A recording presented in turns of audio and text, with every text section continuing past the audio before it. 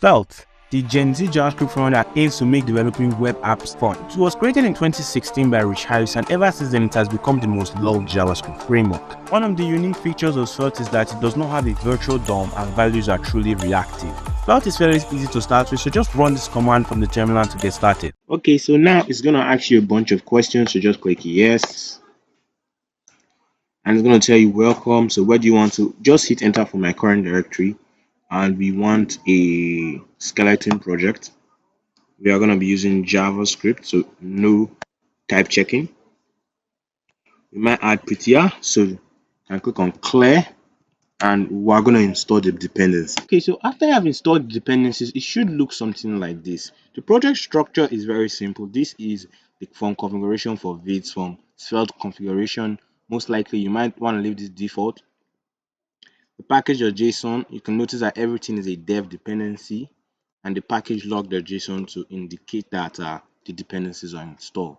Node modules where our dependencies are, and the static folder is where you want to keep some images. So this is where we're going to be writing our code. In the app.html, everything gets rendered to the HTML file and in the route folder. So in the route folder, every page has like a plus page or svelte. So we're going to run this in the browser npm run dev. And every component or page has a .svelte extension. So if I were to make a new file here and just call this test.svelte, this will be a component, but it will not be a page. Okay, so what I'm going to do here, I'm going to delete this. Every component has three main parts: the script, the HTML, and the styling. So the HTML and the styles. So if we open this in the browser, we should see our test. So inside the scripter, we could pretty much write anything.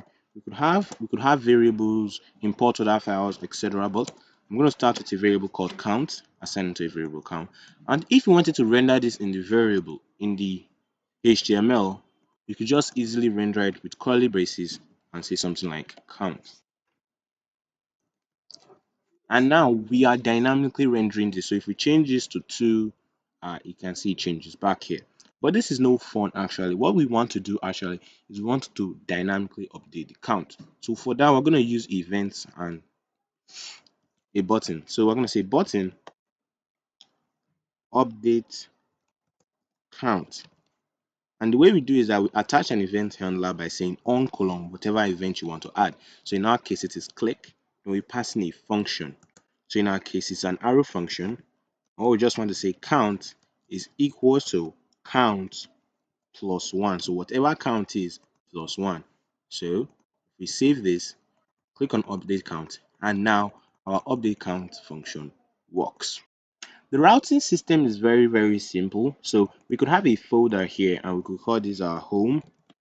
And if we wanted to have a page here, plus page.svelte, and now this will correspond to /home plus page as well. If we wanted to have the /about, we'll have to make a folder /about and have a page just filled there. So I'm just going to have an h1 that says test, save this here, and what I'm going to do, I'm going to style the h1 and give it a color of red. So save this. It's going to have a color of red here. Then when we come to the home component, you see, this one doesn't have a color of red because Svelte has scoped style.